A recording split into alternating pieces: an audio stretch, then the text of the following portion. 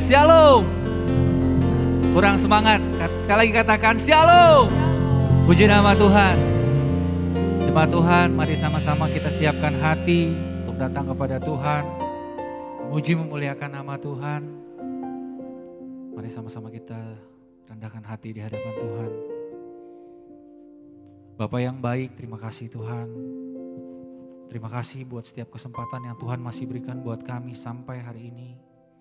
Kami masih punya kesempatan untuk memuji memuliakan nama Tuhan.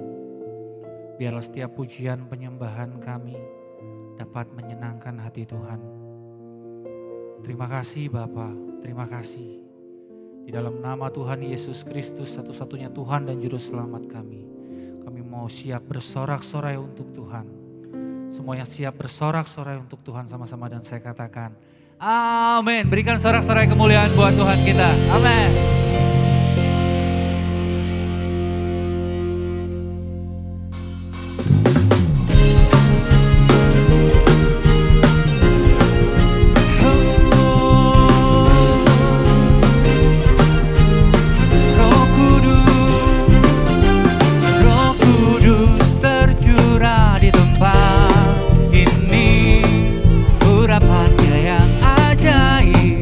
Memulihkan umatnya, Roh Kudus tercurah bagi gerejanya, membangkitkan umat pilihannya. Hari inilah harinya Tuhan, saat pembebasan tiba. Dosa telah dipatahkan, mari bersorak bagi Dia. Hey! Anggur baru tercurah, penuhi umatnya dengan sukacita. Minyak baru tercurah, urapi umatnya, nyata kuasanya. Roh Kudus, nyata kuasanya. Roh Kudus tercurah di tempat ini, urapannya yang ajaib, memulihkan umatnya. Roh Kudus tercurah bagi gerejanya, membangkitkan umat pilih. Katakan hari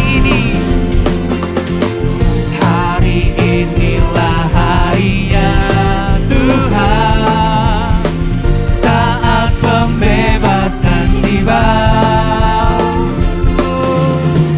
Belenggu dosa telah dipatahkan, mari bersorak bagi Dia.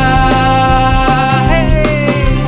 Anggur baru tercurah, penuhi umatnya dengan sukacita.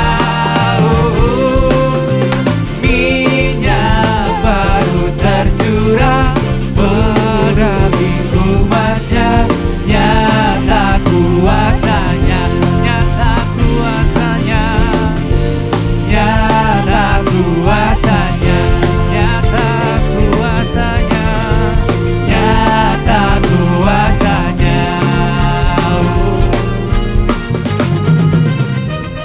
Haleluya, api kemuliaannya.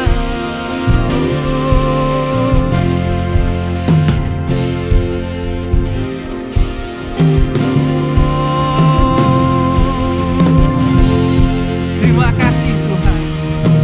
Haleluya.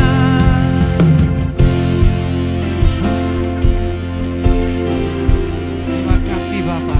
Api kemuliaannya tercurah dari surga, penuhi kami semua.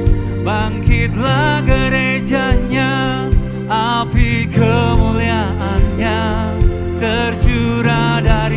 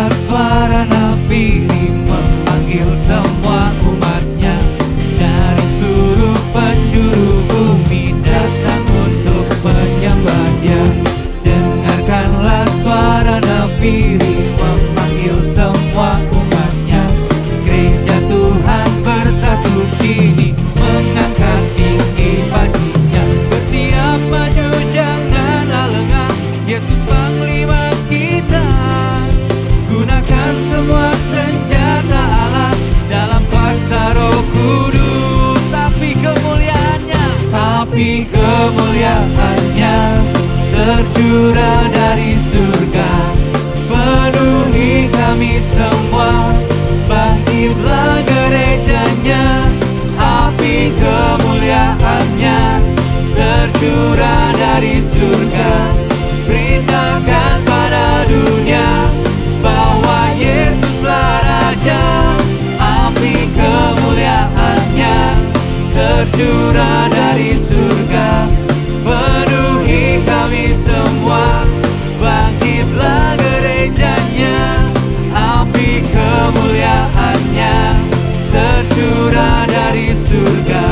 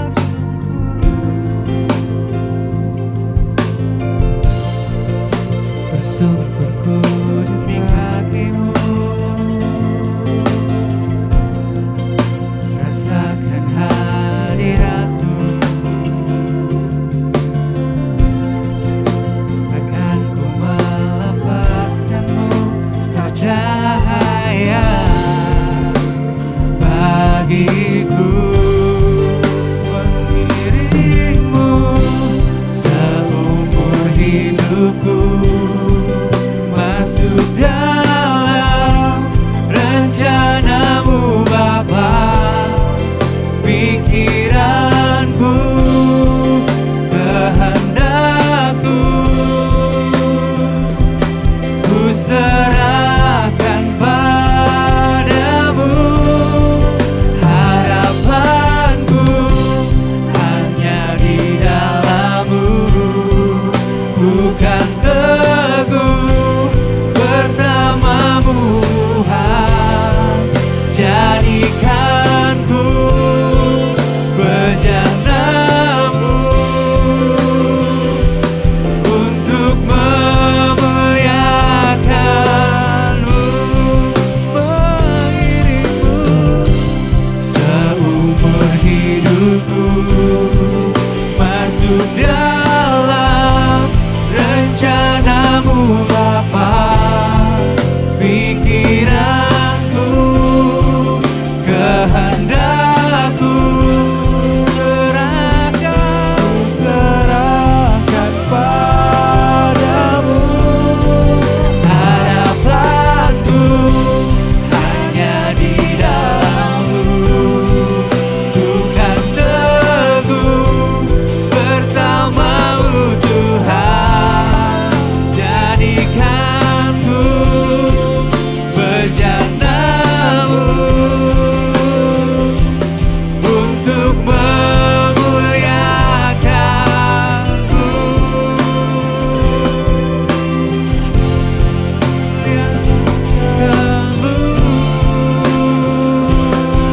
Untuk memuliakan-Mu.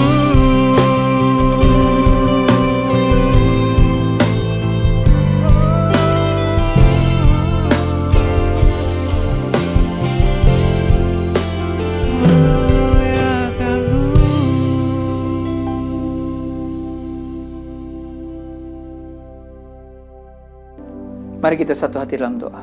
Bapa yang baik, terima kasih buat minggu yang indah ini. Kami boleh berkumpul dalam ibadah online hari ini. Terima kasih kalau kami boleh memuji menyembah Engkau. Terima kasih kalau kami boleh duduk diam mendengarkan firman-Mu. Beri kami hikmat supaya kami dapat menangkap apa yang menjadi isi hati-Mu di dalam firman Tuhan yang disampaikan hari ini. Terima kasih Bapa yang baik. Dalam nama Yesus. Haleluya. Amin. Shalom Bapak Ibu Saudaraku, jemaat Home CC dimanapun berada. Hari ini kita akan belajar tentang teladan seorang perwira. Ya, kita akan bahas di dalam Lukas 7 ayat 1-10 dengan perikop Yesus menyembuhkan hamba seorang perwira di Kapernaum. Ya, kisah ini juga ada di dalam Matius 8 ayat 5-13. Tapi kita baca saja di dalam Lukas 7 ayat 1-10. Ayat 1, setelah Yesus selesai berbicara di depan orang banyak, masuklah ia ke Kapernaum. Ayat 2, di situ ada seorang perwira yang mempunyai seorang hamba yang sangat dihargainya. Ya, hamba itu sedang sakit keras dan hampir mati. Ketika perwira itu mendengar tentang Yesus, ia menyuruh beberapa orang tua-tua Yahudi kepadanya untuk meminta supaya ia datang dan menyembuhkan hambanya. Ayat 4, mereka datang kepada Yesus dan dengan sangat mereka minta pertolongannya. Katanya, ia layak engkau tolong, sebab ia mengasihi bangsa kita, dan dialah yang menanggung pembangunan rumah ibadat kami. Ya, ayat 6, lalu Yesus pergi bersama-sama dengan mereka. Ketika ia tidak jauh lagi dari rumah perwira itu menyuruh sahabat-sahabatnya untuk mengatakan kepadanya, Tuan, janganlah bersusah-susah, sebab aku tidak layak menerima Tuhan dalam rumahku. Ayat 7, sebab itu aku juga menganggap diriku tidak layak untuk datang kepadamu. Tetapi katakan saja sepatah kata, maka hambaku itu akan sembuh. Sebab aku sendiri seorang bawahan, dan di bawahku ada pula prajurit. Jika aku berkata kepada salah seorang prajurit itu pergi, maka ia pergi. Dan kepada seorang lagi datang, maka ia datang. Ataupun kepada hambaku kerjakanlah ini, maka ia mengerjakan. Ayat 9, mengerjakannya. Ayat 9, setelah Yesus mendengar perkataan itu, Yesus heran akan dia. Dan sambil berpaling kepada orang banyak yang mengikuti dia, ia berkata, aku berkata kepadamu, iman sebesar ini tidak pernah aku jumpai, sekalipun di antara orang Israel. Ya, ayat 10, Dan setelah itu orang-orang yang disuruh itu kembali ke rumah. Didapatinya hamba itu telah sehat kembali. Bapak Ibu Saudaraku, Jemaat Home CC dimanapun berada, kisah yang baru saja kita baca pada pagi hari ini, tadi seperti saya sampaikan, sebenarnya juga ada di dalam, dicatat juga dalam kisah Matius 8 ayat 5-13. Ya, namun ada sedikit perbedaan kisah di antara Matius dan Lukas itu. Ya, di Injil Matius dikatakan bahwa yang datang pada Yesus untuk minta pertolongan adalah perwira itu sendiri. Tapi kalau di Injil yang tadi kita baca, di Injil Lukas ini dikatakan tua-tua Yahudi yang datang memohon kepada Yesus. Nah, sebenarnya ini tidak ada pertentangan, ya.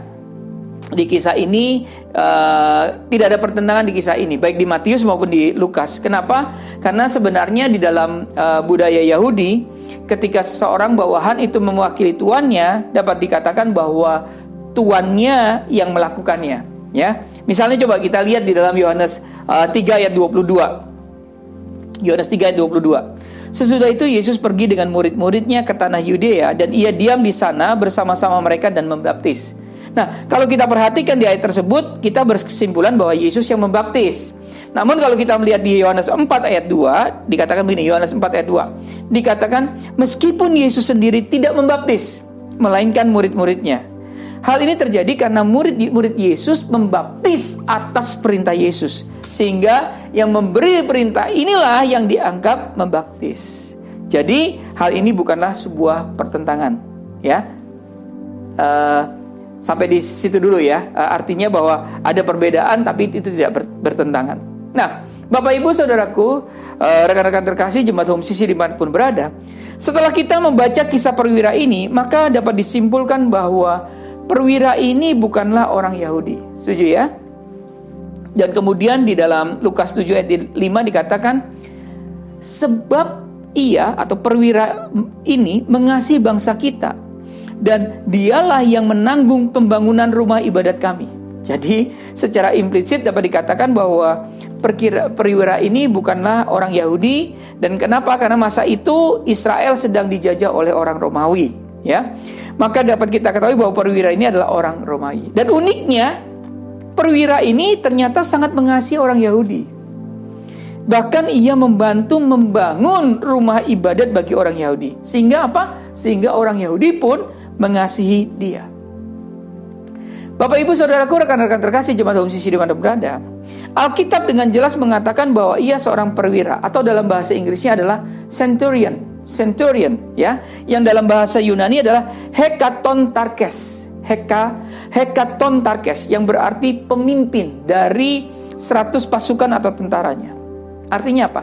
Ia atau perwira ini seorang pemimpin pasukan yang menjajah Israel.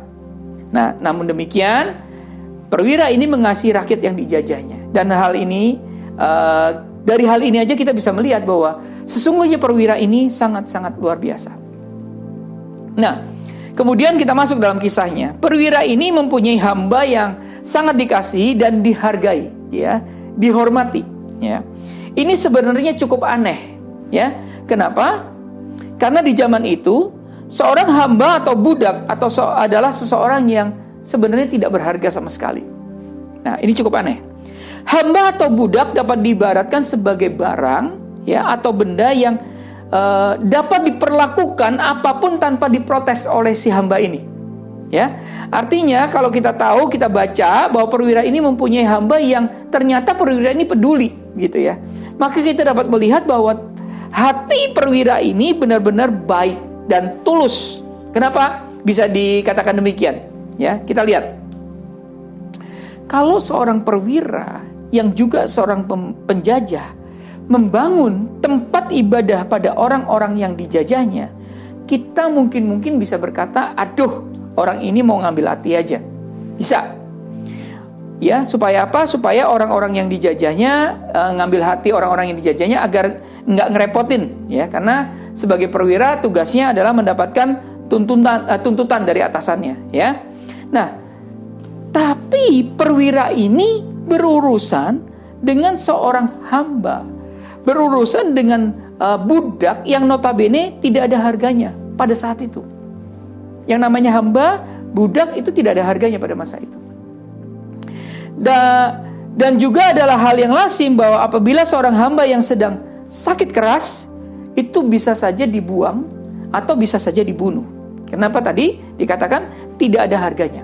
Nah, dan tidak ada, kalau dia dibunuh atau dibuang pun, tidak ada yang dapat memprotes atau menuntut. Karena memang seorang hamba sama sekali tidak ada harganya di masa itu. Dan biasanya budak yang dimiliki penjajah Romawi bukanlah bangsanya sendiri. Jadi sudah pasti, ya, budak itu bukanlah orang Romawi, melainkan bangsa lain. Maka ada kemungkinan juga bahwa budak ini adalah bangsa Yahudi. Sampai di sini ya, Bapak Ibu menangkap. Artinya bahwa budak ini juga bangsa Yahudi yang sedang dijajahnya, ya. Namun justru perwira ini menghargai seorang budak, ya, mengasihi budak dan berjuang untuk kesembuhan budaknya ini yang sedang sakit.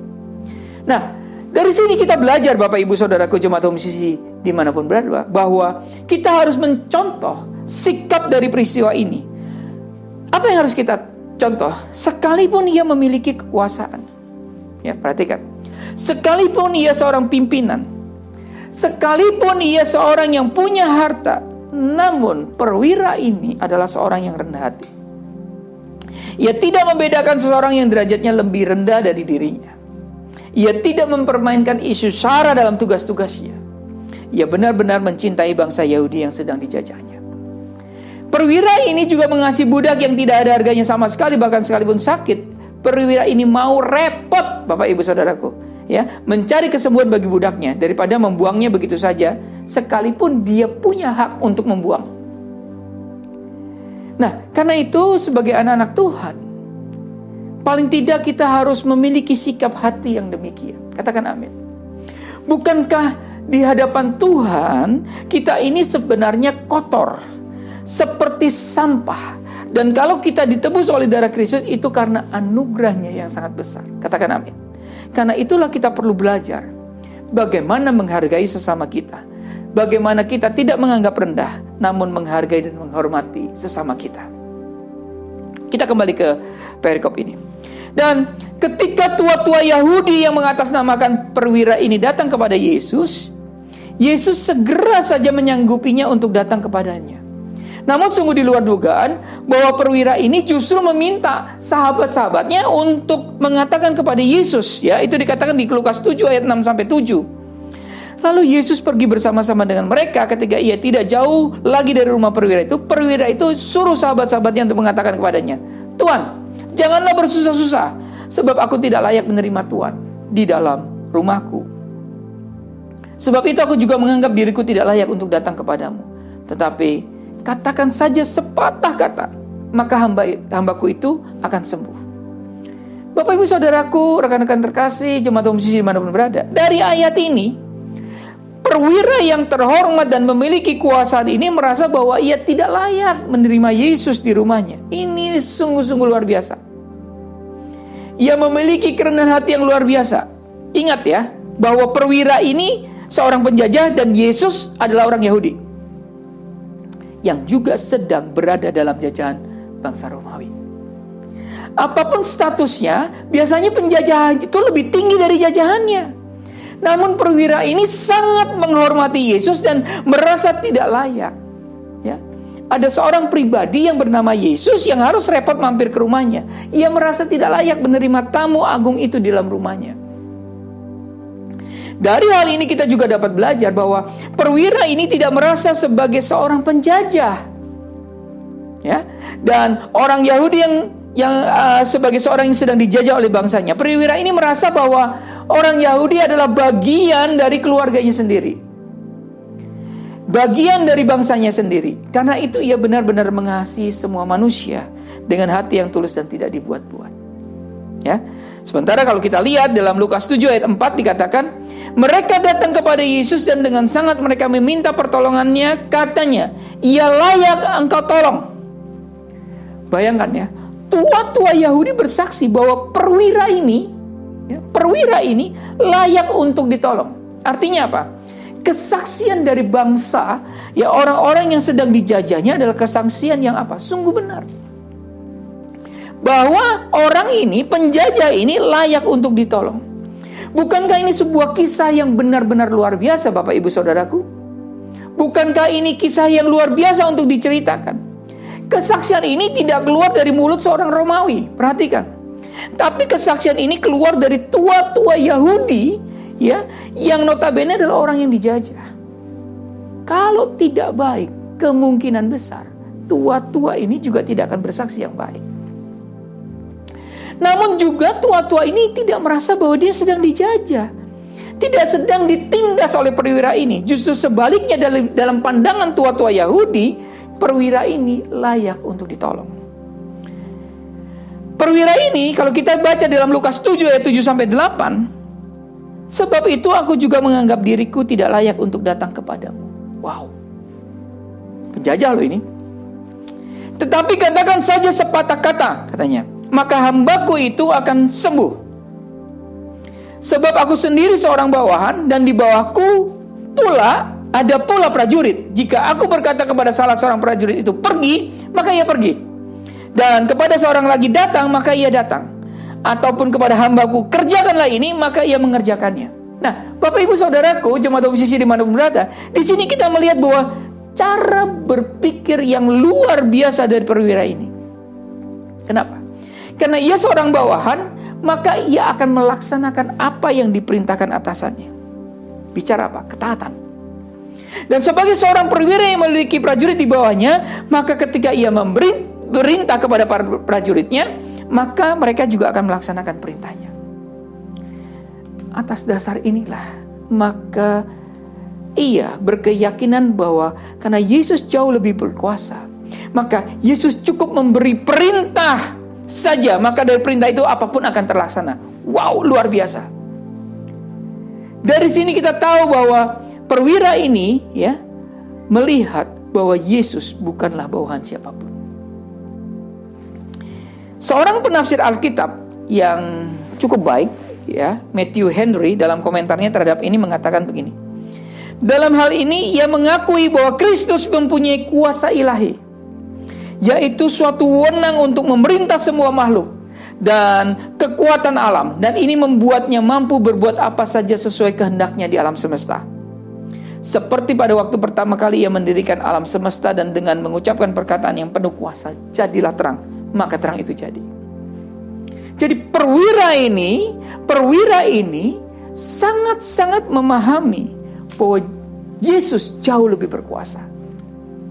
Ya, dan karena itulah, ya, Tuhan Yesus memuji iman perwira ini, bahwa imannya belum pernah dijumpai di antara orang Israel. Dan setiap orang percaya harus belajar dari perwira ini, belajar dari karakternya, belajar juga dari imannya. Bapak Ibu Saudaraku, rekan-rekan terkasih, jemaat home sisi dimanapun berada, apa saja yang dapat kita pelajari dari kisah perwira ini? Yang pertama, perwira ini adalah seorang atasan yang memiliki prajurit di bawahnya. Ia seorang Romawi yang dari statusnya saja ia lebih tinggi dari bangsa Yahudi. Namun sekalipun ia orang yang memiliki otoritas, memiliki kewenangan, memiliki status lebih tinggi, perwira ini tidak memandang rendah orang-orang yang berada di bawahnya. Ia tidak memandang rendah seorang budak ataupun bangsa Yahudi yang sedang dijajahnya. Artinya apa? Demikian juga kita. Mungkin hari ini kita punya kuasa, kita punya otoritas, kita punya jabatan, kita punya kekayaan. Kita harus mampu menghargai orang yang rendah, yang di bawah kita. Yang kedua, perwira ini mampu menjalin persahabatan yang tulus dengan orang-orang Yahudi, dengan para tua-tua Yahudi. Bahkan ia mengasihi sekalipun seorang hamba yang tidak memiliki nilai sama sekali di masa itu. Karena itu kita perlu belajar menghargai orang lain, sekalipun mungkin secara status mereka jauh lebih rendah dari kita.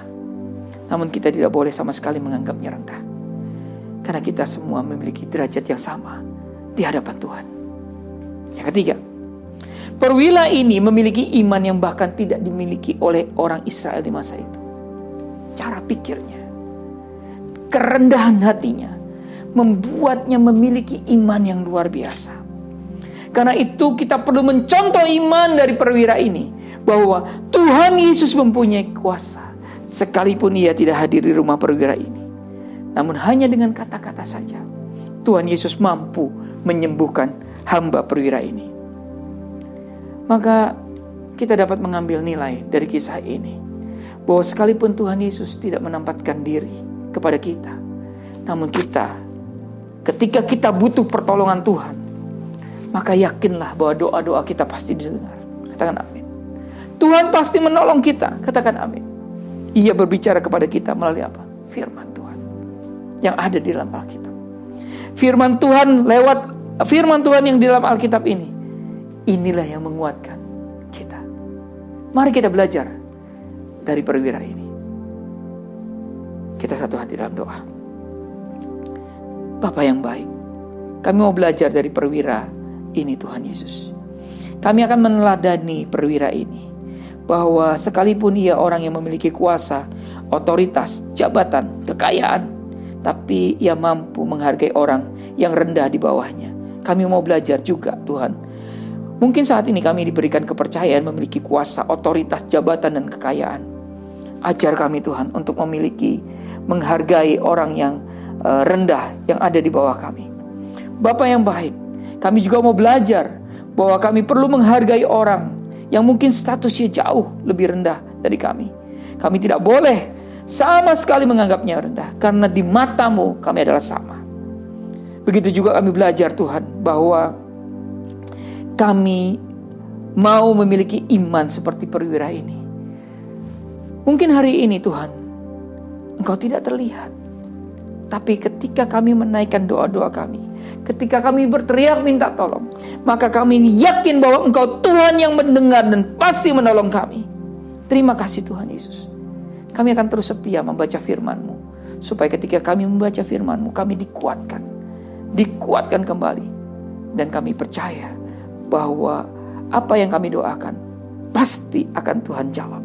Terima kasih Bapa yang baik. Di dalam nama Tuhan Yesus kami berdoa dan mengucap syukur. Haleluya. Amin. Sejauh langit dari bumi, begitu besarnya kasih-Mu, penuhi hati kami yang rindu menyembah-Mu. Yesus, sejauh langit dari bumi, begitu besarnya kasih-Mu. Kaulah Tuhan, kekuatanku, sukacitaku. Sejauh langit, sejauh langit dari bumi, begitu besarnya kasih-Mu, penuhi hati kami yang rindu menyembah-Mu. Yesus, sejauh langit dari bumi, begitu besarnya kasih-Mu. Kaulah Tuhan, kekuatanku, sukacitaku. Kaulah Tuhan, Kaulah Tuhan, kekuatanku, sukacitaku. Kaulah Tuhan, Kaulah Tuhan, kekuatanku,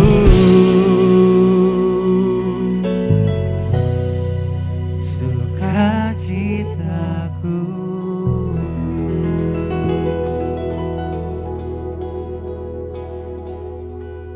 Karena itu saudara-saudaraku jemaat Kristus yang dikasihi Tuhan, angkatlah kedua tanganmu dan terimalah berkat. Mari aminkan setiap perkataan berkat yang kita percaya bahwa kita menerimanya. Tuhan memberkati engkau dan melindungi engkau. Tuhan menyinari engkau dengan wajah-Nya dan memberi engkau kasih karunia. Tuhan menghadapkan wajah-Nya kepadamu dan memberi engkau damai sejahtera. Kiranya kasih dan penyertaan Bapa di surga dan damai sejahtera dari Tuhan Yesus Kristus serta penghiburan dari Roh Kudus terus menyertai kita sampai Maranatha, Tuhan Yesus datang kembali. Kita yang telah menerima berkat Tuhan, mari kita sama-sama katakan amin. Selamat hari Minggu. Selamat berkumpul bersama keluarga. Nikmati kebersamaan dengan keluarga yang engkau cintai.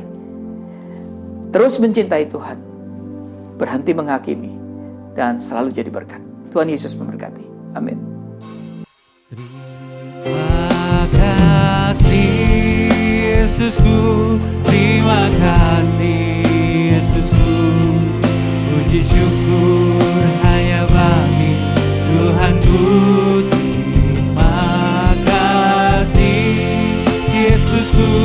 Terima kasih Yesusku, puji syukur hanya bagi Tuhanku. Terima kasih Yesusku, terima kasih Yesusku, puji syukur hanya bagi Tuhanku. Terima kasih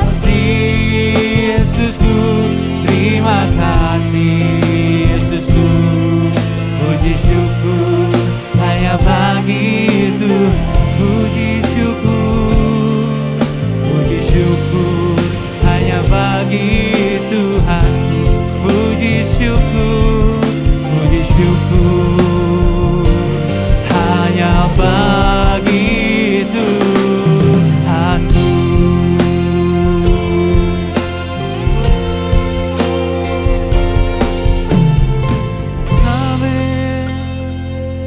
Puji nama Tuhan, selamat hari Minggu buat kita semua. Tuhan Yesus memberkati. Amin.